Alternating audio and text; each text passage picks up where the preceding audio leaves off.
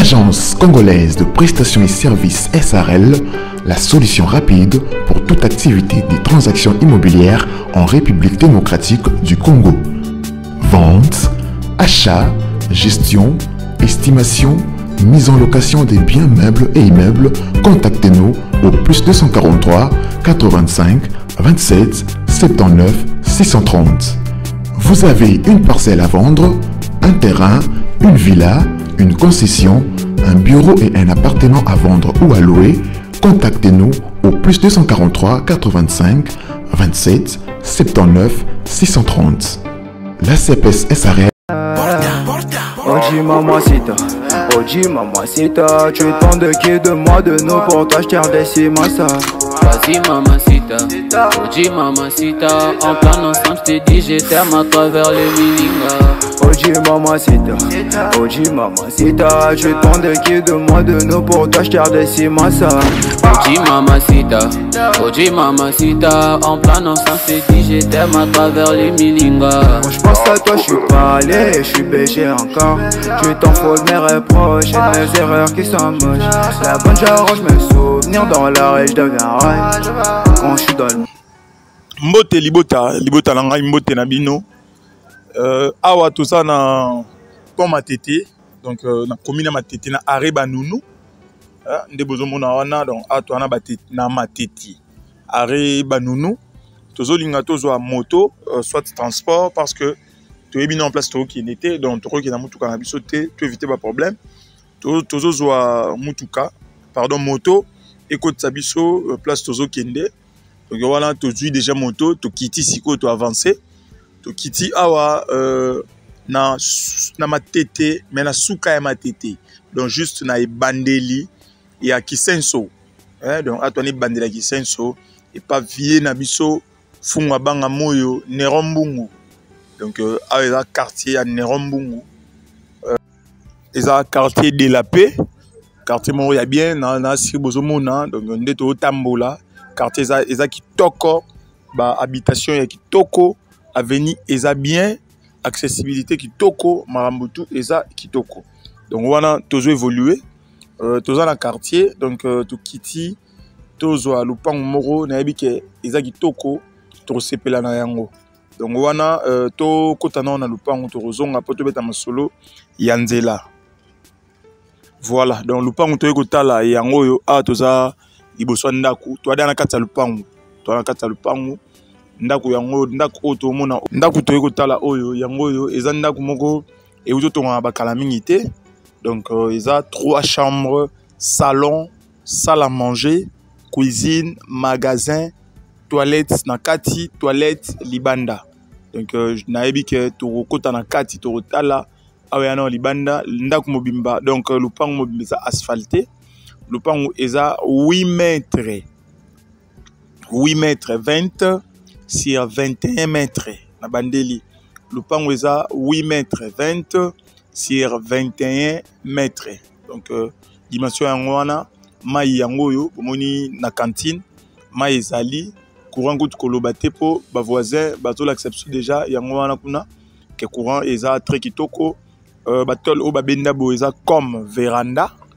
Donc pour na kokima peut-être moi moi mutoko vanda ne pe libanda wana kokima moi moi mutako ki kopemela wana donc bomoni ndenge libanda ezali eza vraiment très bien ndako to tonga ba kamingité to robanda avant to kota na ndako total to keno mi pandi na sima to eba mulai nango nini eza ebomba meli biso awa to na entrée à deuxième porte à cuisine donc véranda cuisine yango deuxième porte à cuisine place oyo mutako ki kola olambi puis kotuta mwa pondu ko pelisa mbabola ndeto mona ba maboleza wana et puis awa toza na cuisine na munene ya taille bien donc cuisine ba sala yango vraiment ba conserver yango ko tia ba congélateur ko tia frigo et puis évier yango yo donc ndako eza kitoko awa eza problème à peinture donc ko repeindre ndako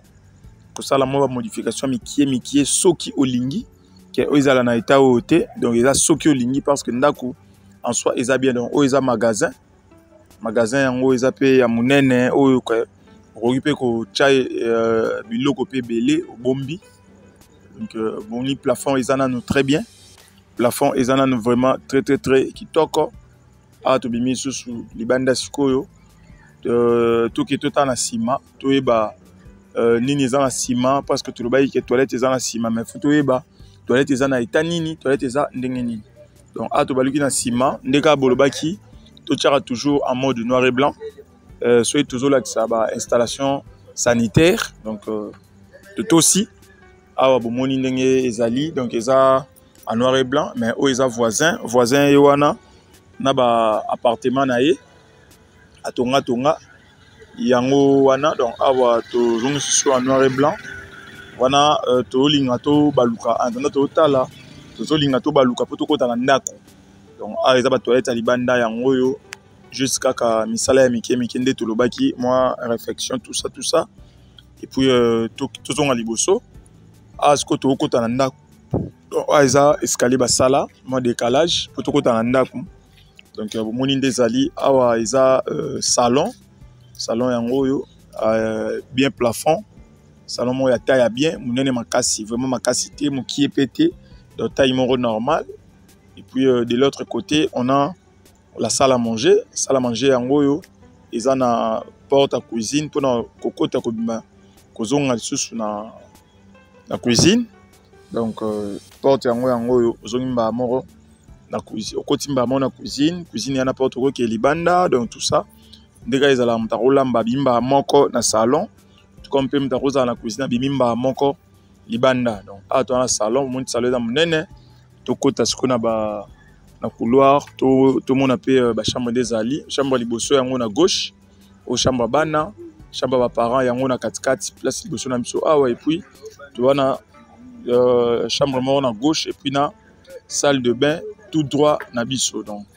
wana to zongi et puis to bimasko libanda donc dans lobaki lupango yango yo awa toza na commune ya Kisenso donc juste na ibandela Kisenso na quartier de la paix ya ibandela Kisenso quartier de la paix courant kitoko mai kitoko lupango bache $65,000 à discuter na bandeli lupango bache $65,000 à discuter accessibilité kitoko mai kitoko courant kitoko mutuka tina kata lupango donc au koti mbala moko mobimba bomoni ndako ndezali et to ngama kala mingi te donc eza ba nouvelle construction a to arana problème d'entretien ko arranger ndezala toujours kaka et puis maramutu ezongi à la normale donc na bandeli to na commune ya Kisenso donc bandeli donc après ma tété car tu es na commune eza na sima ya matete donc er aussi sara matete au koti maman Kisenso donc